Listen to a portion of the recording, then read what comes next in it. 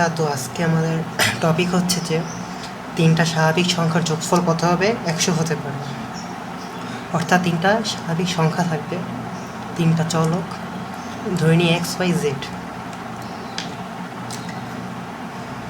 X একটা চলক,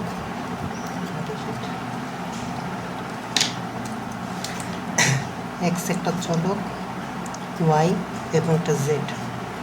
এখন এই তিনটা স্বাভাবিক সংখ্যা যে আছে এদের বিভিন্ন মান দিয়ে কত উপায় 100 যোগফল করা যায় সেটা আমাদের এখানে জিজ্ঞাসা করা হয়েছে।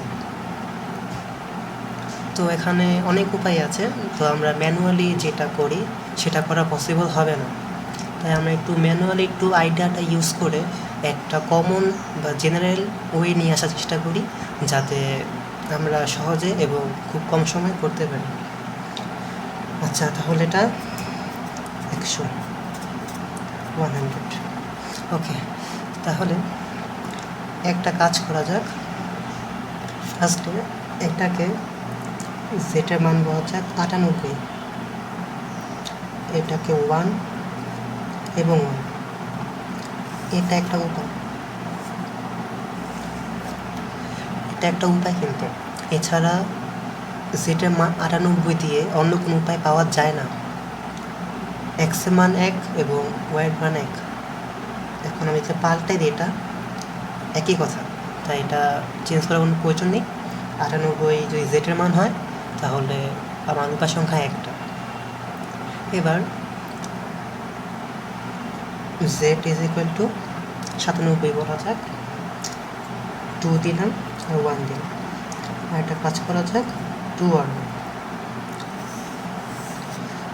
ওটা দুইটা উপায় পাচ্ছি, 97 দেওয়ার পরে উপায় পাচ্ছি দুইটা, এক্সের মান 1 এবং ওয়াই এর মান 2, আর এক্সের মান 2 এবং ওয়াই এর মান 1।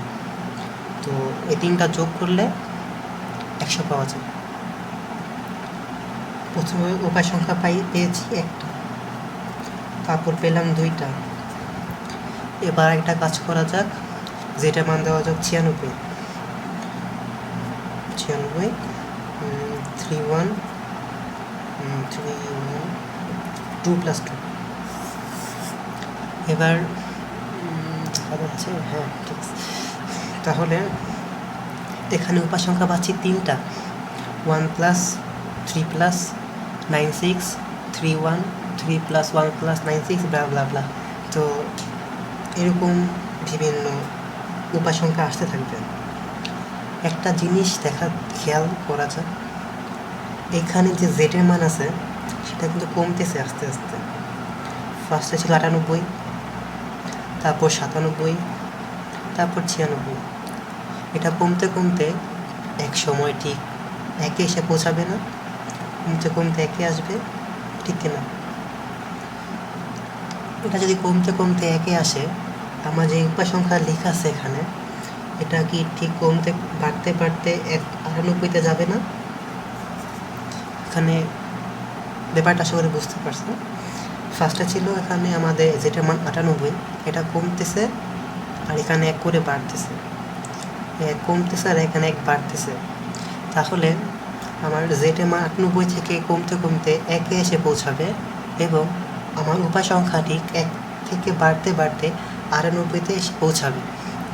তাহলে আমার মোট যে উপায় সংখ্যা আসছে সেগুলো যোগ করলে কিন্তু আমি মোট উপায় সংখ্যা পেয়ে যাই। তো যোগ করলে কি হয়,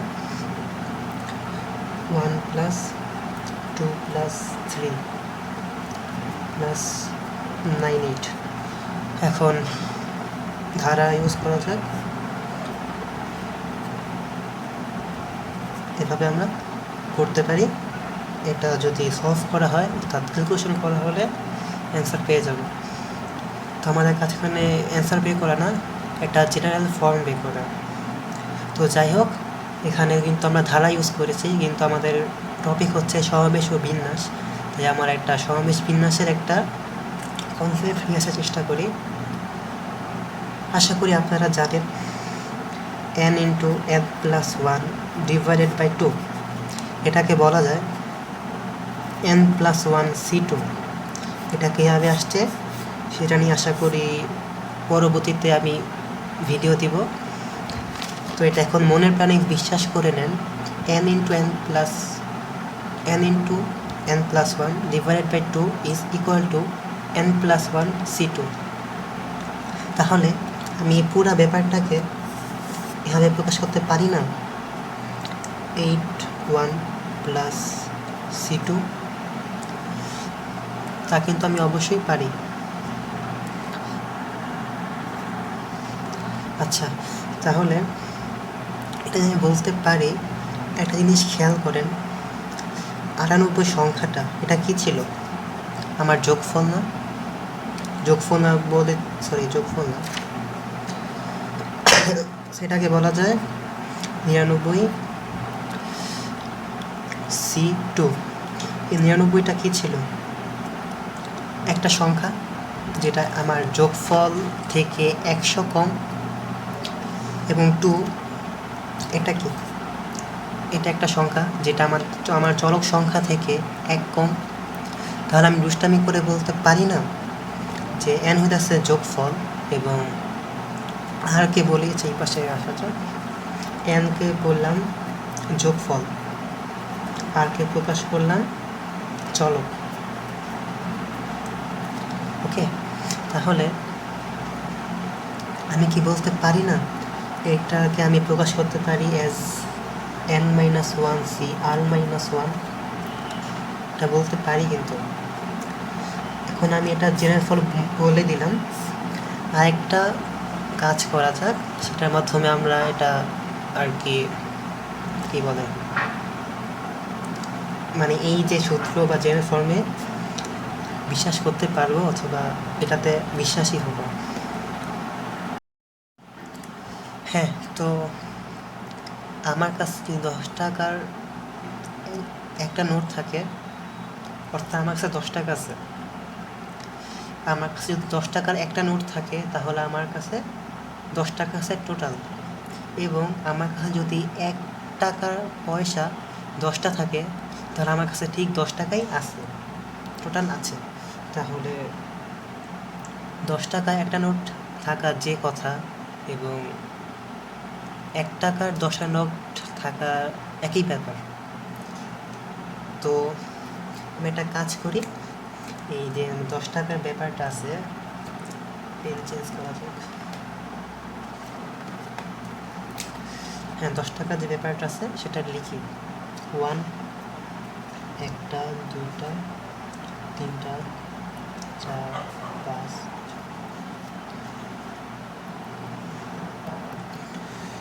9 10। আচ্ছা, ডিজাইনটা পরে করা যাক। তাহলে আমার এখানে আছে 10টা 1। আমি এখানে এটা যোগ চিহ্ন দিই, জন্য কালার ইউজ করা যায়।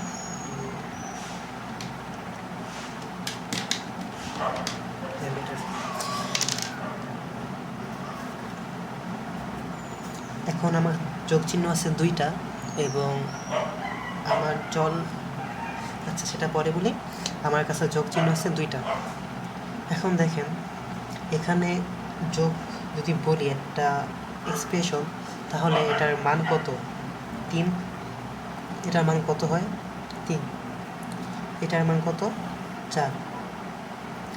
এই 3টা যোগ করলে আমার যোগফল আসে 10। তা চিন্তা করুন তো, আমি যোগফল যদি এখানে বসাতাম, এখানে আর এখানে বসাতাম, তাহলে কী হতো? ফার্স্টে প্রডিউস হতো 2, তারপর প্রডিউস হতো কত? 1 2 3 4 5 6 7 8, 7 হতো, তারপর হয়তো 1। তাহলে আমি বলতে পারি না এটার যোগফল 10। এবার আমি যদি অন্যরকমভাবে বসাতাম, যোগফলটা অন্য স্থান পরিবর্তন করতাম, তাহলে একটা মান আসতো যে এখানে আলাদা 3টা সংখ্যা প্রডিউস হচ্ছে। তাহলে এই যে আমার যে বিভিন্ন সংখ্যা প্রডিউস হচ্ছে আলাদাভাবে, এটার কারণ কি? এটার জন্য দায়ীটাকে অবশ্যই যোগ চিহ্ন। এই যোগ চিহ্নটার জন্যই বিভিন্ন সংখ্যা প্রডিউস হচ্ছে, বা বারবার বিভিন্ন আলাদা নাম্বার আসছে, যার যোগফল হয় 10। তাহলে আমি কি বলতে পারি না যে আমি এখানে যত উপায় যোগফল, দুটা যোগফল চিহ্ন যত উপায় বসাতে পারি, আমি ঠিক তত উপায় আছে যেখানে তিনটা সংখ্যার স্বাভাবিক সংখ্যার যোগফল ঠিক 10 হবে। এটা বলতে পারি না। ব্যাপারটা হইতেছে যে এই যে দুইটা যোগফল চিহ্ন আমি এখানে যত উপায় বসাতে পারবো, ঠিক তত উপায় আমি তিনটা সংখ্যার যে যোগফল 10 হবে সেটা একই উপায় হবে। ব্যাপারটা হয়তো ক্লিয়ার না, তো একটু আরেকটু বলি, একটু এক্সাম্পল দেওয়া যাক এখন। তো দেখেন, ফার্স্টে আমার এখানে ফাঁকা স্থান আছে কয়টা? অবশ্যই 9টা। এখানে এক আছে 10টা, ফাঁকা স্থান থাকবে 10-1 অর্থাৎ 9টা, অথবা গুণও দেখতে পারেন 9টা আছে। তাহলে আমি দুইটা যোগফল চিহ্ন এই 9টা স্থানে কত উপায় বসাতে পারি?